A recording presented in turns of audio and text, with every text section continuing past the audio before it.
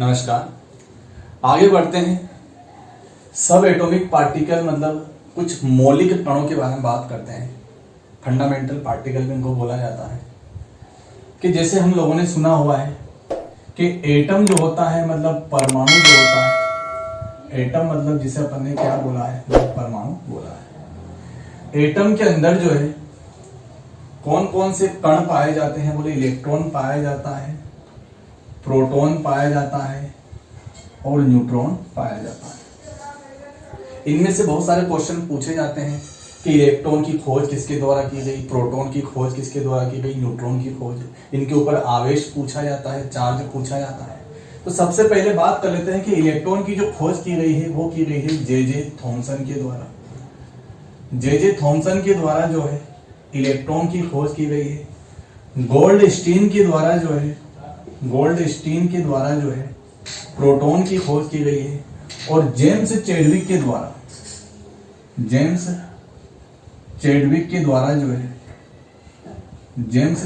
द्वारा जो है न्यूट्रॉन की खोज की गई है। फिर आगे बात करते हैं कि इलेक्ट्रॉन के ऊपर जो है आवेश कौन सा होता है, बोले नेगेटिव आवेश होता है, ऋण आवेश होता है। प्रोटॉन के ऊपर पॉजिटिव होता है, न्यूट्रॉन जो है जीरो मतलब कोई आवेश नहीं होता है, चार्ज लेस होता है, न्यूट्रल होता है, कोई चार्ज नहीं होता है। कितना नेगेटिव होता है, बोले 1.602 इंटू 10 की पावर -19 कूलाम होता है। इतना कूलाम चार्ज आवेश होता है। प्रोटॉन के ऊपर भी इतने होता है लेकिन वो धन में होता है मतलब पॉजिटिव होता है। बोले 1.602 इंटू 10 की पावर -19 कूलाम होता है। और इसके ऊपर तो जीरो होता है मतलब न्यूट्रल होता है, उदासीन होता है, कोई आवेश नहीं होता है। फिर बात करते हैं कि इलेक्ट्रॉन जो है, अब अपने को पता है कि पदार्थ जो होता है वो होता है जिसका द्रव्यमान होता है। और वो पदार्थ किससे मिलकर के बना है, बोले एटम मतलब परमाणु से मिलकर के बना है।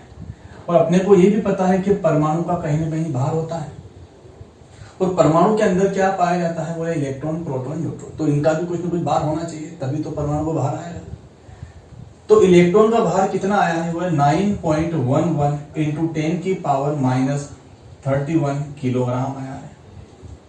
ये किलोग्राम में भार देखा हम लोगों ने, इतना किलोग्राम भार मतलब बहुत कम मास आया है। फिर बोले प्रोटॉन का कितना आया है, बोले 1.672 इंटू 10 की पावर -27 किलोग्राम आया है। बोले न्यूट्रॉन का कितना आया है, बोले 1.6752 के लिए क्या कर देना है 5 इंटू 10 की पावर -27 किलोग्राम। यदि मास का ऑर्डर फिर भी अपन देखेंगे ज्यादा मास किसका है, तीनों में मास का ऑर्डर बताओ, द्रव्यमान का क्रम बताओ, तो सबसे ज्यादा मास आएगा न्यूट्रॉन का, फिर प्रोटॉन का और फिर इलेक्ट्रॉन का। ये मास का क्रम हो जाएगा। एक AMU भी होता है, जैसे अपने को पता है कि 1 kg इज इक्वल टू क्या होता है 10 की पावर 3 ग्राम होता है। ऐसे होता है। या अपने को ये भी पता है या नहीं पता है तो अपने को याद रखना है, बोले 1 AMU इज इक्वल टू क्या होता है 1.66 इंटू 10 की पावर -27 किलोग्राम होता है। ये रिलेशन अपने को याद होने चाहिए कि 1 AMU इज इक्वल टू इतना होता है। तो जो AMU होता है इसकी जगह आजकल जो है हम लोग U का यूज करते हैं, U का उपयोग किया जाता है, यूनिफाइड मास बोला जाता है। तो AMU लिखा हो या फिर U लिखा हो, बात एक ही है। तो 1 AMU बराबर कितना होता है 1.66 इंटू 10 की पावर -27 मतलब 27 किलोग्राम होता है। मतलब जैसे अपने को यहाँ कोई दिक्कत नहीं है तो यहाँ भी कोई दिक्कत नहीं होनी चाहिए। संबंध है, रिलेशन अपने को याद रखना है। ठीक, फिर आगे बढ़ते हैं कि AMU इसका उपयोग कहाँ किया जाता है, जो छोटे छोटे कण होते हैं जो अपने को दिखाई नहीं देते हैं, जैसे इलेक्ट्रॉन, प्रोटॉन, न्यूट्रॉन हो गया, परमाणु, एटम जैसे अपन बोलते हैं, मॉलिक्यूल हो गए, इनके द्रव्यमान को बताने के लिए जो है इस यूनिट का अपन उपयोग करते हैं। ठीक, आगे बढ़ते हैं। तो यदि अपन AMU में बात करें तो AMU में कितना मास आता है, बोले AMU मास आता है 0.00054 AMU आता है। प्रोटॉन में यदि देखें तो 1.0072 AMU आता है। और न्यूट्रॉन में यदि देखें तो 1.0087 AMU आता है। अब यहाँ देखो कि इन दोनों के मास के कंपैरिजन में, इन मास की तुलना में देखें अपन तो इसका मास जो है बहुत कम है, तो इसको अपन नेग्लेक्ट कर सकते हैं। मतलब परमाणु का जो भी मास होगा, एटम का जो भी मास होगा, परमाणु का जो भी मास होगा वो किसके कारण होगा, मास ऑफ प्रोटॉन मतलब प्रोटॉन के भार, प्रोटॉन के द्रव्यमान, और मास ऑफ न्यूट्रॉन मतलब न्यूट्रॉन के द्रव्यमान के बराबर है। इन दोनों के भार के बराबर जो है किसका भार होगा, परमाणु का भार होगा। मतलब अपन क्या कर रहे हैं, इलेक्ट्रॉन के भार को अपन नेग्लेक्ट कर रहे हैं। मतलब इलेक्ट्रॉन यदि परमाणु में से बाहर जाता है या परमाणु में आता है तो उसके बाहर में कोई ज्यादा चेंजेस हमने को देखने को नहीं मिलते हैं, इसलिए अपन उसको हटा दिया। जो भी मास होगा, जो भी द्रव्यमान होगा, किसके कारण होगा, प्रोटॉन और न्यूट्रॉन के द्रव्यमान के बराबर। आगे बढ़ते हैं, आगे बढ़ते हैं। अब ये जो प्रोटॉन है और ये जो न्यूट्रॉन है और ये जो इलेक्ट्रॉन है, इनके बारे में बात कर लेते हैं। हम लोगों को एक रिलेशन और याद रखना है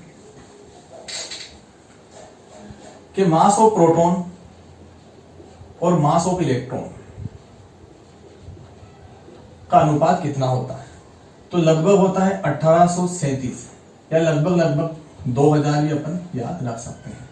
यह अनुपात भी अपने को याद रखना है, ठीक है।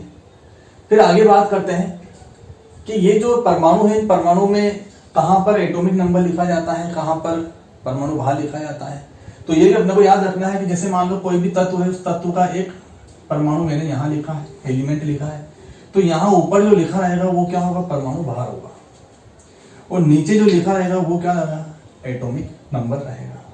ये अपने को याद रखना है, मतलब परमाणु क्रमांक रहेगा। अब ए क्या होगा, ए मतलब क्या है, परमाणु भार मतलब मास नंबर है या एटॉमिक मास है। तो ये किसके कारण है, ये किसके कारण होगा, प्रोटॉन का भार और न्यूट्रॉन का भार।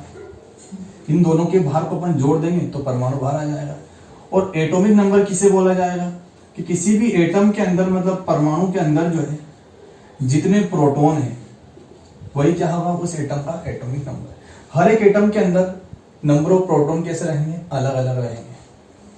कैसे रहेंगे, अलग अलग रहेंगे। न्यूट्रॉन सेम हो सकता है लेकिन प्रोटॉन कैसे रहेंगे, अलग अलग रहेंगे। तो जो भी एटम है उस एटम के अंदर जितने परमाणु है, ये प्रोटॉन कहाँ पाया जाता है, न्यूक्लियस में पाया जाता है। अपन आगे पढ़ेंगे रदरफोर्ड के अंदर।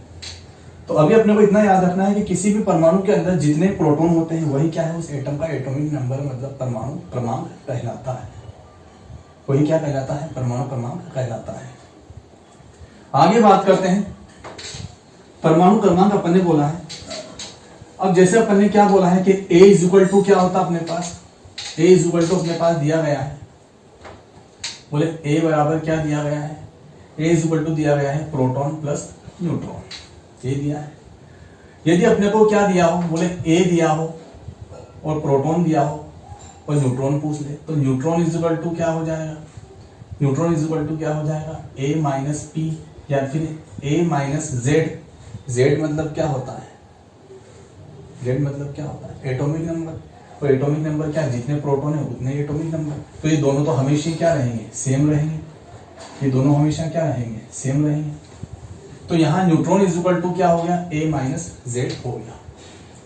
यदि मान लो अपने को कोई क्वेश्चन दे दिया, बोले यहाँ क्वेश्चन दिया है, बोले कार्बन 12 दिया है, यहाँ अपने को 6 लिख के दिया है।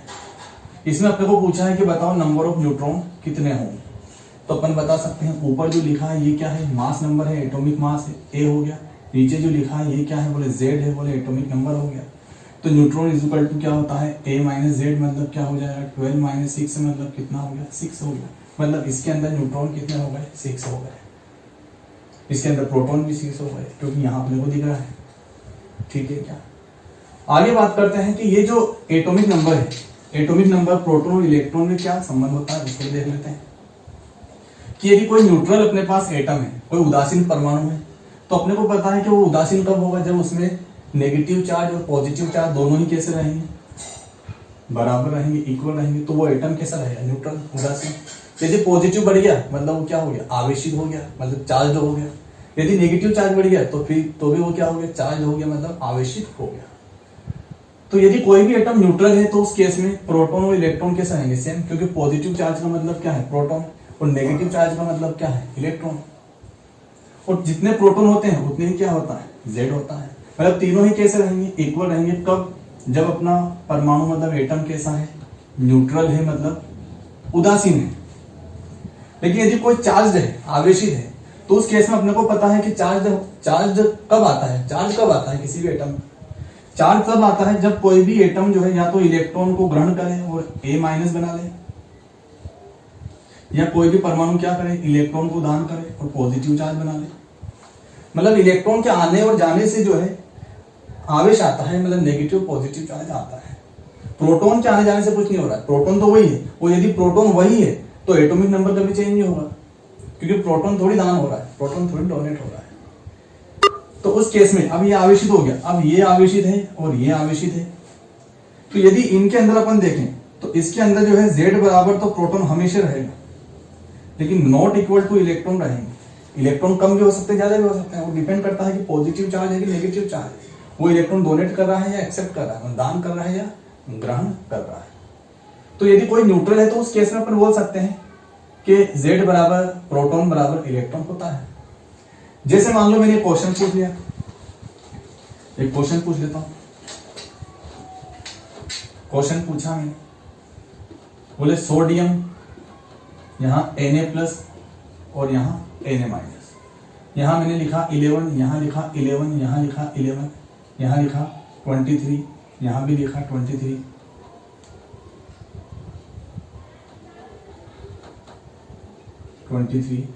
और यहां भी लिखा 23। मैंने बोला इनके अंदर जो है इलेक्ट्रॉन, प्रोटॉन, न्यूट्रॉन बताओ। तो ये इलेक्ट्रॉन, ये प्रोटॉन और ये न्यूट्रॉन। सबसे पहले अपन प्रोटॉन की बात कर लेते हैं, प्रोटॉन की बात कर लेते हैं। तो यहां देखो कि प्रोटॉन जितना Z है उतना ही प्रोटॉन होगा, ये कभी चेंज नहीं होगा, तो ये 11 हो गया। यहां भी क्या हो जाएगा 11, यहां भी क्या हो जाएगा 11। अब इलेक्ट्रॉन की बात करें तो ये तो न्यूट्रल है, ये उदासीन, इसके ऊपर कोई आवेश नहीं है, ना तो कोई नेगेटिव ना ही कोई पॉजिटिव है, इसका मतलब ये क्या है, उदासीन है। तो इलेक्ट्रॉन और प्रोटॉन दोनों कैसे रहेंगे, बराबर रहेंगे। यहां बात करते हैं नेगेटिव चार्ज दिया है, इसका मतलब नेगेटिव कब आता है, जब इलेक्ट्रॉन को ग्रहण किया जाता है। नेगेटिव कब आता है, जब इलेक्ट्रॉन को अपन ग्रहण करते हैं। एक नेगेटिव आया मतलब एक इलेक्ट्रॉन ग्रहण किया, दो नेगेटिव मतलब दो इलेक्ट्रॉन ग्रहण किए, तीन नेगेटिव मतलब तीन इलेक्ट्रॉन ग्रहण किए। तो यहाँ जो नेगेटिव रहता है ना, यदि अपने को इलेक्ट्रॉन निकालना है तो यहाँ जो नेगेटिव रहता है उसमें क्या करना है, इस 11 को जोड़ देना है, तो उतने ही इलेक्ट्रॉन उसके अंदर हो जाएंगे। अब एक नेगेटिव मतलब क्या हो गया, 11 तो पहले से थे, एक नेगेटिव आ गया तो कितने इलेक्ट्रॉन हो गए, 12 हो गए। यहाँ पॉजिटिव दिया मतलब इस सोडियम ने क्या किया, एक इलेक्ट्रॉन दान कर दिया, तो 11 में से एक चला गया, कितने बचे, 10 बचे। न्यूट्रॉन, अब न्यूट्रॉन तो अपने को पता है कि मास नंबर माइनस Z, इसके ऊपर कोई फर्क नहीं पड़ेगा, मतलब यहाँ कितना आएगा 12, यहाँ भी कितना आएगा 12, यहाँ भी कितना आएगा 12। इस तरीके से अपन इलेक्ट्रॉन, प्रोटॉन, न्यूट्रॉन किसी भी एटम के अंदर निकाल सकते हैं। तो यहाँ तक अपने को क्लियर हो गया होगा, बाकी चीजें जो है अगले लेक्चर में देखेंगे। धन्यवाद।